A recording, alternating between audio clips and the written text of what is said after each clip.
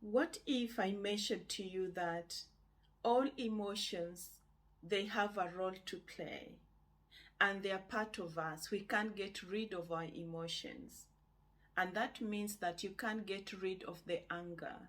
You can't get rid of the emotion of shame.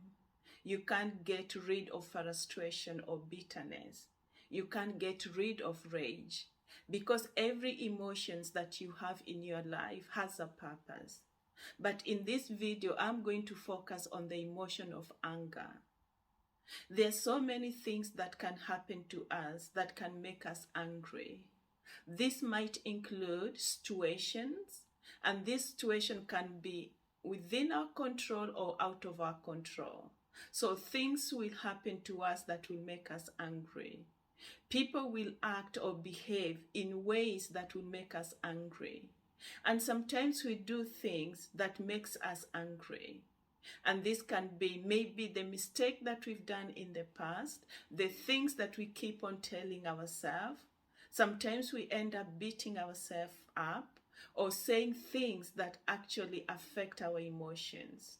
So there are so many reasons or so many things that can lead to anger. So is there anything like healthy anger? And if so, how does it look like? How does it sound? And I'm here to tell you, yes, there's a healthy anger. Because we are all built with an alarm system in our body. And this alarm system goes off each time our boundaries has been violated. Each time there's a danger, each time we feel like actually something's going to happen to us that is going to cause some pain. So this alarm system triggers some anger in us to try to protect ourselves. And therefore you are going to act in a way that you're going to stop bad things from happening to you.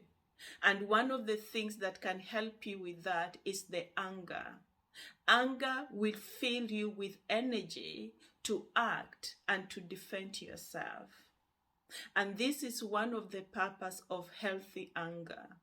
Healthy anger are there to protect ourselves. They are there to help us to stand up for ourselves and to stop bad things from happening. For example, if I say something that is hurtful to you, if I do something that you don't like, if I call you a name that you're not pleased with, you are going to be fueled with anger. And you're going to tell me, stop doing that. Stop calling me these names. Because if you keep calling me this name, this is what I'm going to do.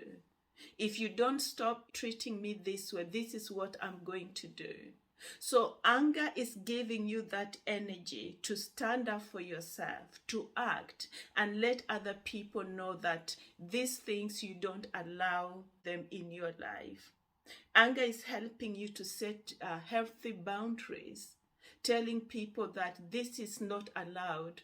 They cannot treat you this way. They cannot say such things to you. So in this circumstance, anger is a healthy way because it fuels you with energy to try to protect yourself and to keep yourself safe.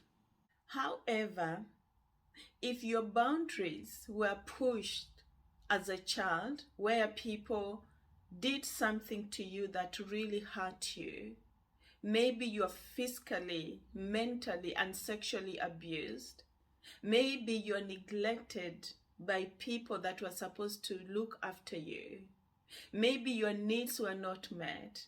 Each time you cry, nobody attended to you. When you're upset, you are not allowed to show that emotions. When you're angry, you are told not to show that emotion because it's a bad thing. You know, you didn't experience your dad actually sharing any emotion of anger because you are meant to think that anger is not allowed. Anger is a bad emotion. And therefore, as a child, one of the things that you might have learned to handle anger is by stuffing them down, suppressing them down, because you didn't have resources, you didn't have knowledge on how to handle anger.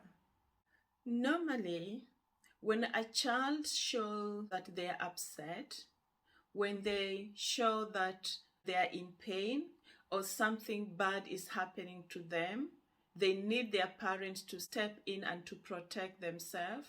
Normally, a loving parent or people that are in their authority, they will step in to protect bad things from happening to this child. They will step in to find out what is it that is upsetting this kid. What is it that is making them cry?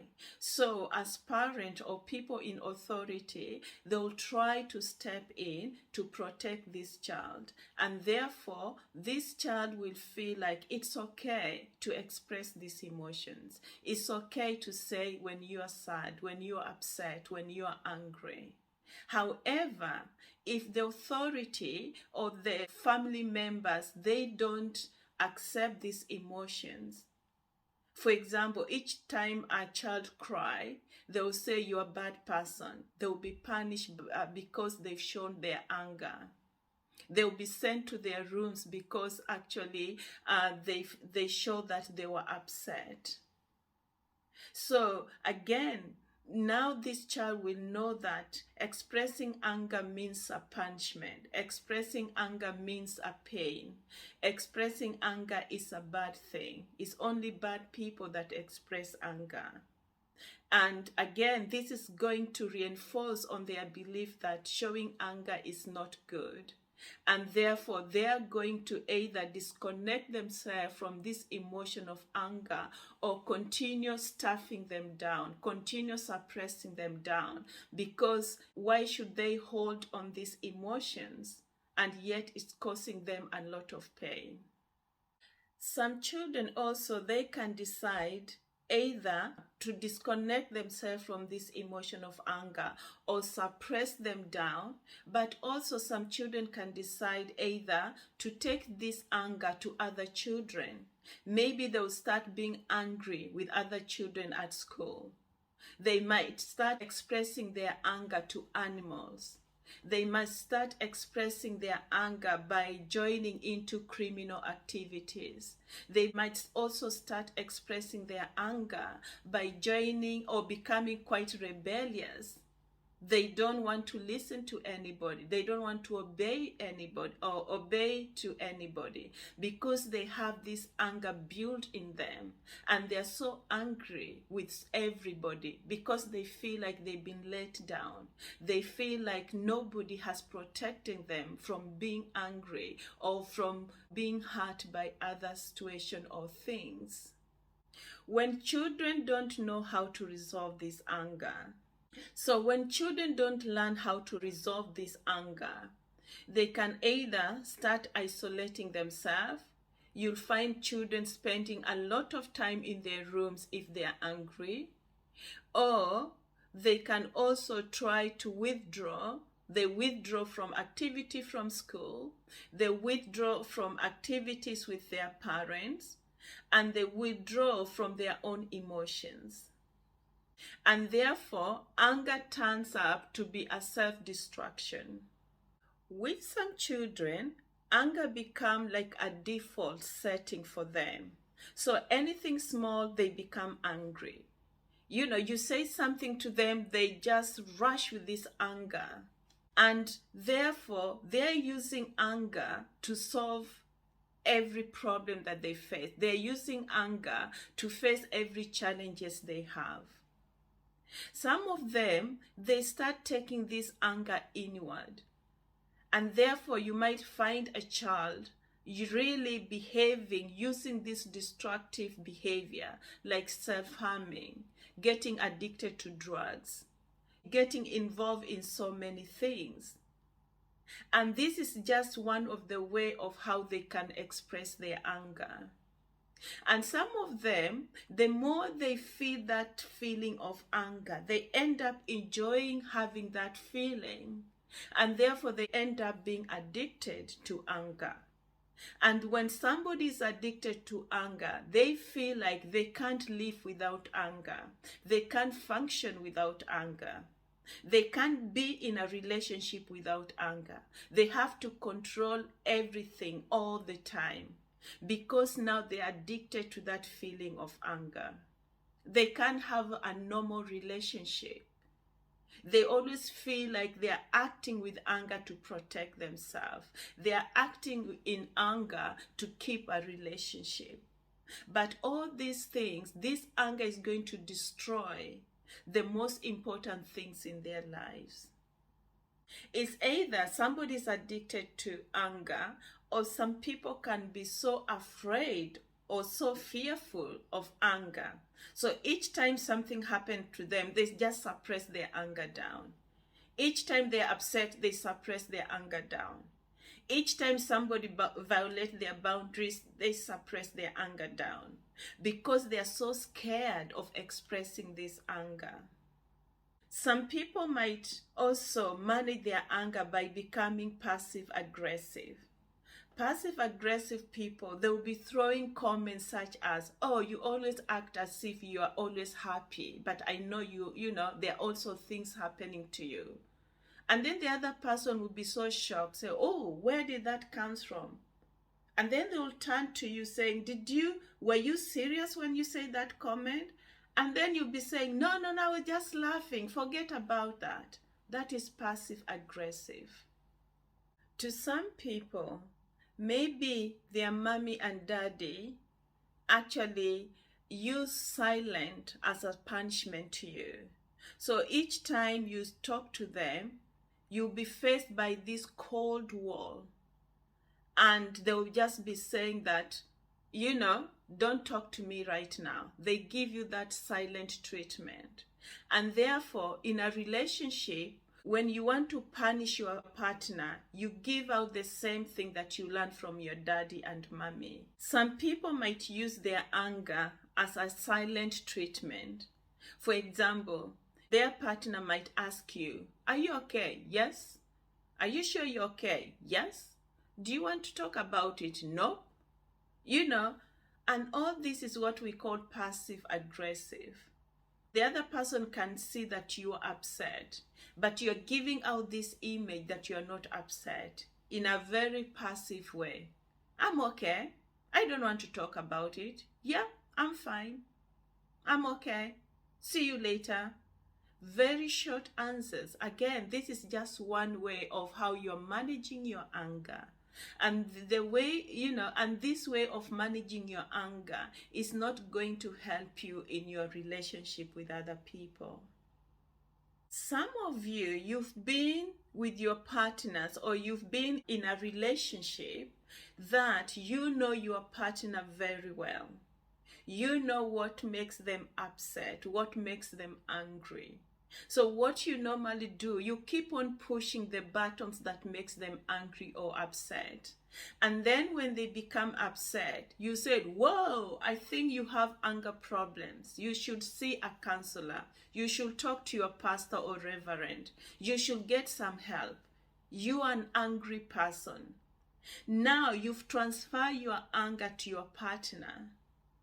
And actually, you know that it's not your partner that has an anger problem. It's you that you have your anger issues, that you've not found a way of how to manage that anger. Some of you, you watch your parents getting what they wanted by using anger. And therefore, you've learned to use anger to get what you want, to get the relationship that you want, to get the job that you want. However, you find yourself controlling everything, and nobody wants to be controlled. So when people realize that you're quite a controller, they are going to back off, and you are going to be left alone. Again, that way of managing your anger actually is not healthy, because that is what is going to drive people away, and you'll end up being alone. And then you're going to be so angry. How comes I'm alone? How comes I don't have good friends? I don't have good friends that I can trust, because you allowed your anger to control that relationship to a point where your anger destroyed those relationships. And also, maybe you thought that anger helps you not to feel these other emotions, the emotion of shame. the emotion of anxiety, the emotion of depression, the emotion of sadness. And therefore, you end up telling yourself that if I'm angry, I'm not going to feel these emotions. So you are using anger as a self-medication to numb these other emotions down so that you don't end up feeling them. So you only end up having one emotion, and that is anger. Or some of you might say that, how do I get people not to step my boundaries? How do I keep bad people from me? How do I learn to say yes or to say no? How do I stop people from hurting me? So some of you might explode with anger to stop people from hurting you, to stop bad things from hurting you. But the more you explode with anger, people are going to run away from you. They are going to be so fearful of you. And therefore, after you've pushed people away by the way you manage your anger, you end up feeling guilty because of the way you acted, because of what you said. And therefore, you allowed again people in, even the people that are not helpful to you. You end up opening your door to everybody to step in until when they push your boundaries, and then again you explode with this anger and everybody runs away. So it's like you'll be having this yo-yo way of handling your anger.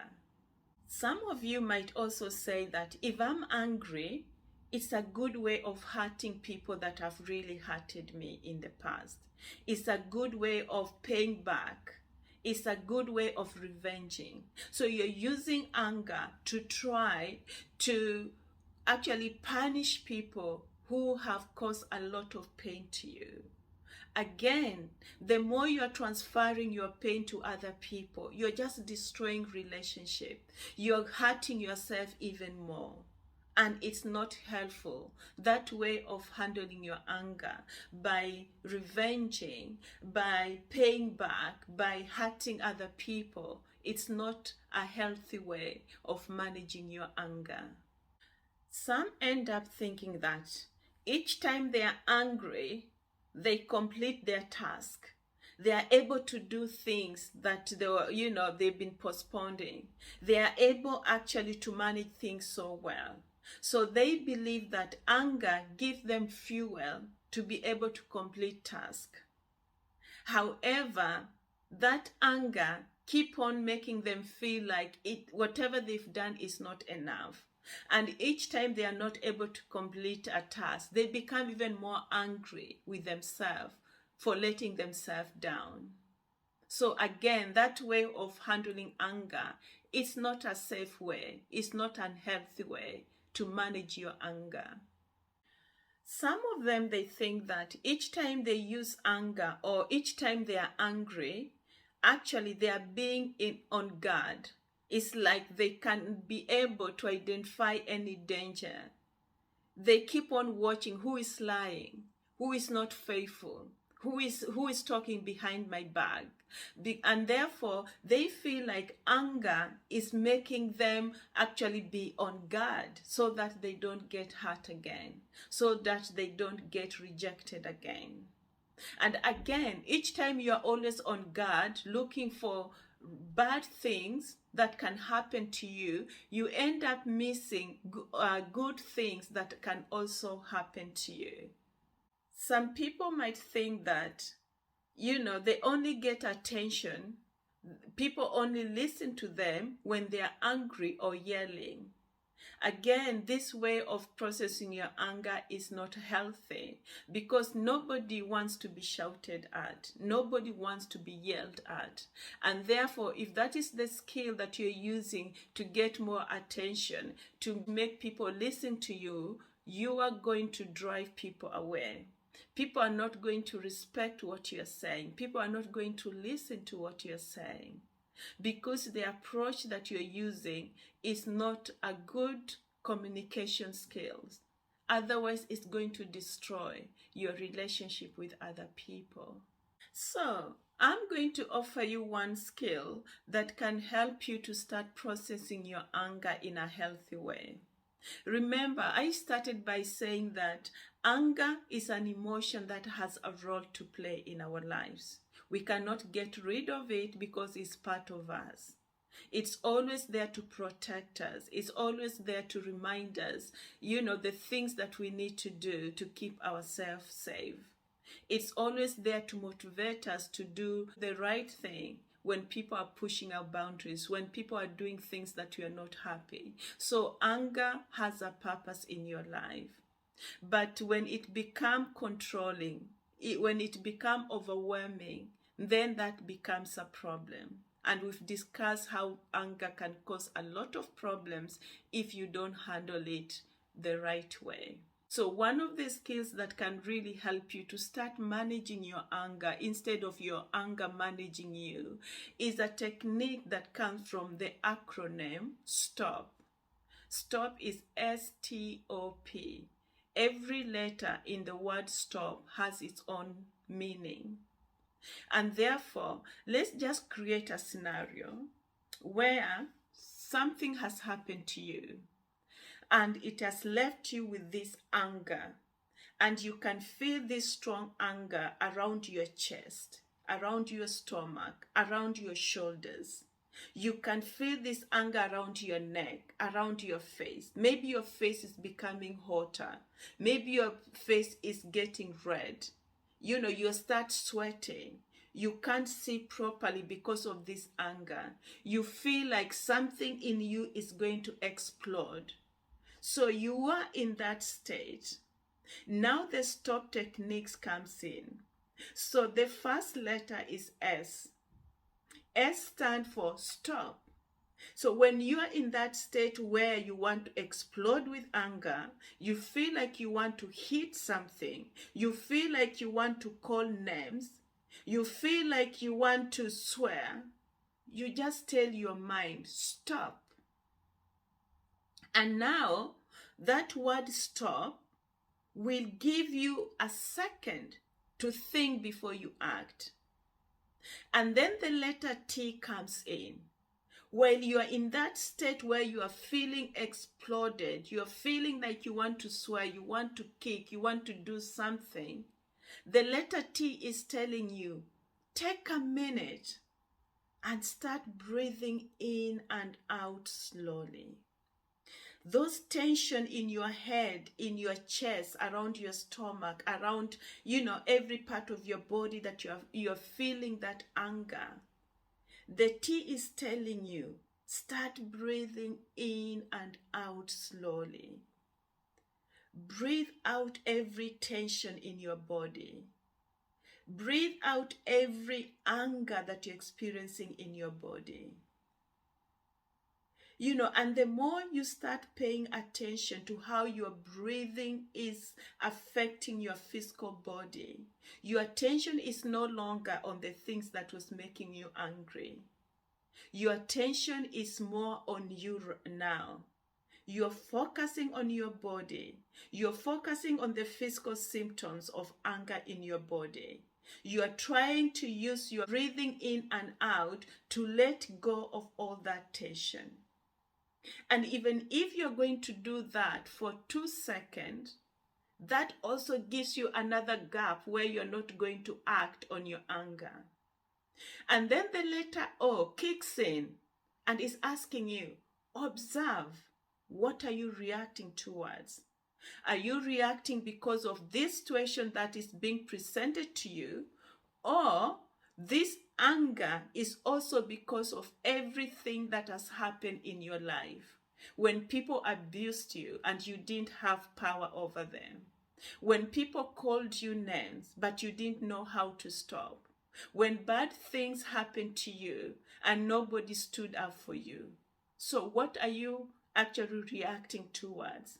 Is it because of this situation, or is it because of these other things? So O is really important. It's asking you, step back and think, what is going on here?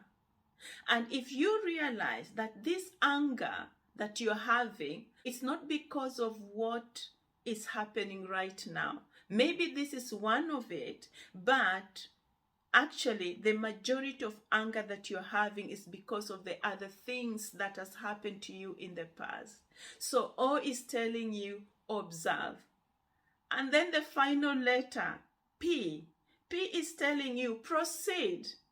For example, if I realize that what is making me angry is because of also other things that has happened to me in the past, I might now say that I'm going to take a second, I'm going to remove myself from this situation, and I'm going to calm down. And then when I've calmed down, I'm going to figure out what is going on in me. What drove these strong emotions? And therefore, if I realize that there are things that I need to address, then I'll say, okay, but for now, there's something that I need to address. So I'm going to go back to the situation that actually was upsetting me. And since now I've calmed down, I've realized there are also other things that made me upset.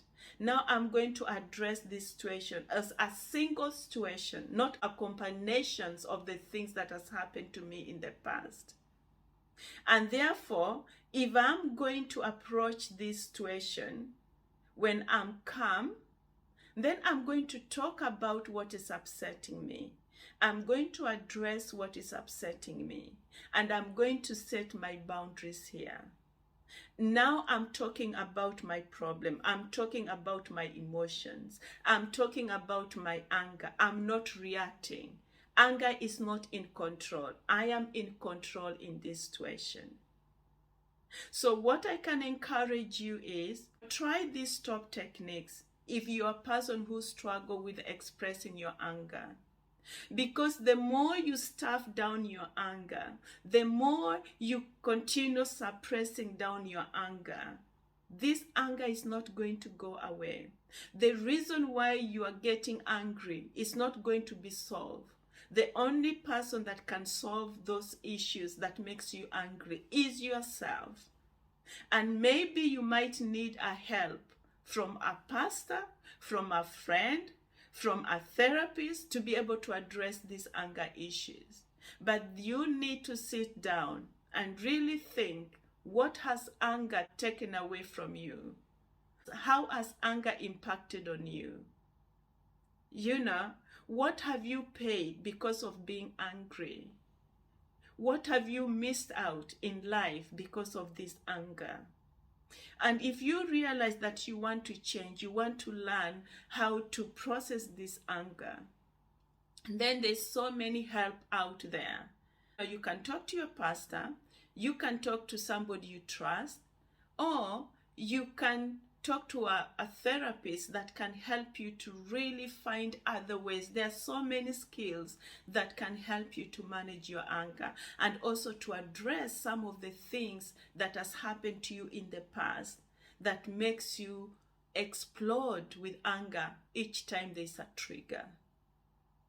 And even if you don't remember what S stands for, what T stand for, what P or O means in the acronym STOP, just by telling yourself stop and then observe what you're reacting to, that alone is more than enough to give you a second to think before you act. Because some of the things when you say when you're angry or act when you're angry, it has big consequences. And therefore this acronym is going to give you a second to think twice before you act. I hope you found this video helpful. And if you know somebody who might benefit from this video, please feel free to share. In my next video, I'm going to explore more about anger and how to manage it. So make sure you subscribe if you've not done so that you don't miss my new videos. My channel is about helping people to build on their self-confidence, self-esteem, and self-worth. And for you to have self-confidence, self-esteem, and self-worth, one of the things that can help you is how to manage your emotions. Because what destroys our self-worth or self-esteem is when we feel like we are not good at something. So if you feel like you're not good in managing your emotions, that is going to affect your confidence. If you feel like you're not good in expressing your feelings, that is going to affect your self-worth. Self-worth is about you knowing that you are enough and you have skills and abilities to face any challenges that you face in life. And it's a matter of you believing in yourself, asking for support, asking for help to help you to build on your self-worth, self-esteem, and self-confidence. Bye for now. Speak soon.